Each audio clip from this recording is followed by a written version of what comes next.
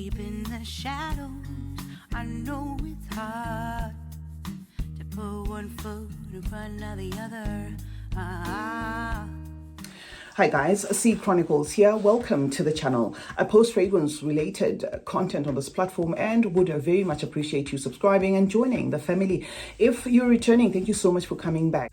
Today's video, guys, is going to be a review on Orientica's Royal Collection Victory. We unboxed this fragrance together and this is the packaging, okay?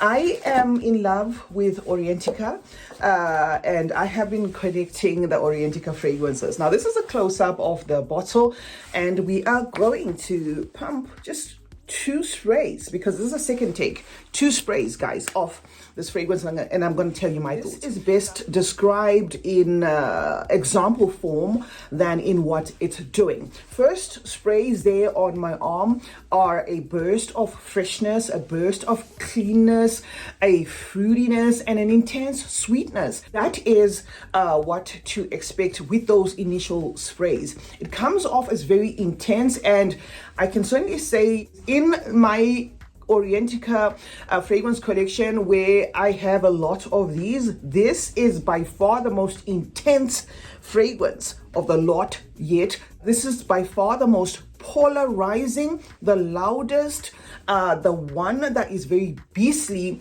of the entire lot, right? If you're one that goes by mental shortcut, the fact that this fragrance is bottled like this, you would think, oh, this is gonna give summer clean and fresh. And yes, it does. But it is the intensity that is in this juice. The notes for this I found on the Orientica page on Instagram.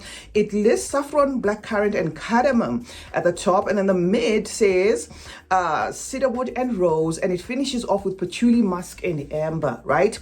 It captures the rose in perhaps that aromatic, a little bit green, even minty accord. That is where I would say I get perhaps a rosy feel. This has an intense fruity feel about it. So that blackcurrant is pretty active there, but they have sweetened it a lot, and there is something in this fragrance that is kind of reminiscent of how I perceive apple in some fragrances. But the sweetness, guys, this is a sweet fragrance. I said I was going to describe this by examples.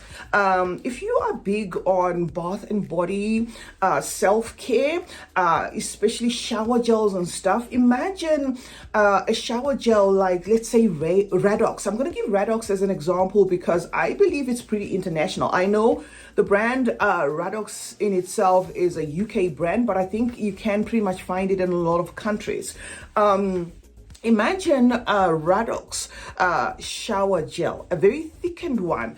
You put it on your whatever you use to scrub yourself, and this is going to be a shower. Then it is going to be an actual bath in a bathtub. So you scrub that, and then it forms on you, and it gives off a burst of this intense, black currant. But if you cannot imagine black currant, another scent that they use in those shower gels that is pretty intense, where it fills the entire room, is that of lavender. I'm not saying there's lavender in this, there could, but I'm not saying that. I'm just giving you an example of, imagine, you squeezing out that thick lavender-based shower gel, okay, and then you lather it on yourself, and then you are hit by the shower, and then it rises to the surface. But remember, because it's a shower gel, the scent will most likely disappear. This then does not disappear. You spend the whole day, night, and even the next day smelling like that. So they have managed to put notes in here that tie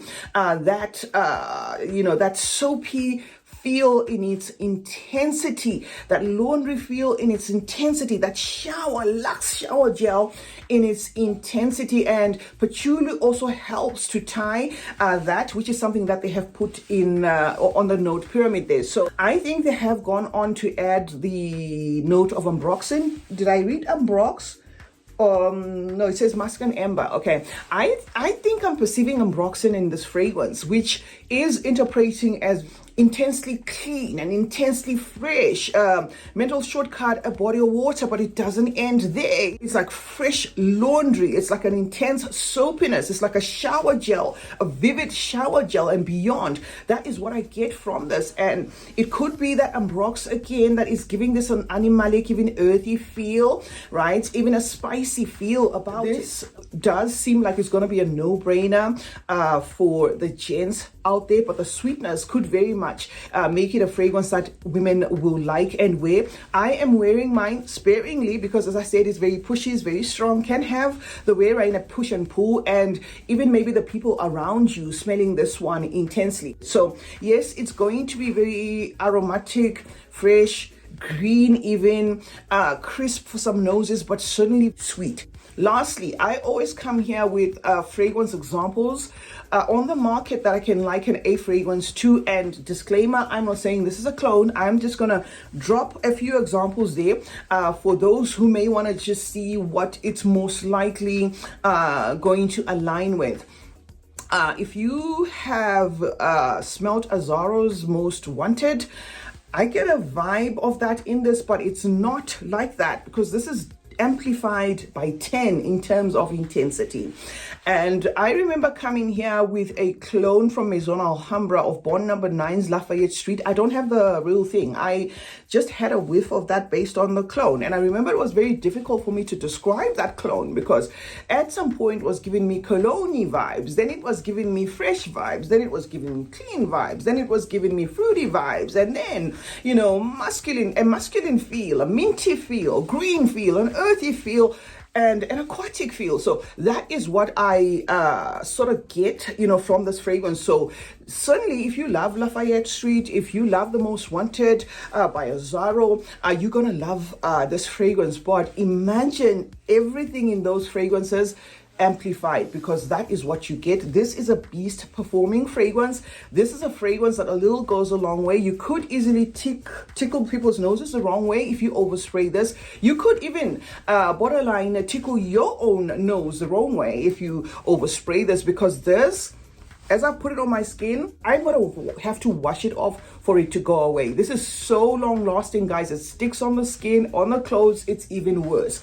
I wore this one at bedtime at some point when I was trying to, you know, kind of break it down and bring it to you in a review a couple of days ago, and I was almost like, maybe I have overdone this, because it is a fresh scent, it's a clean scent, it is a blue, even aquatic scent, but it's so intense and borderline even a little bit heady. So yeah, those are my thoughts, guys. This is going to be value for money for those who like fragrances that live up in terms of performance. A little of this goes a long way. So certainly one that you may want to check out if you love the scent profile that I have described here. It's called Orientica Royal Collection, and this one is a victory.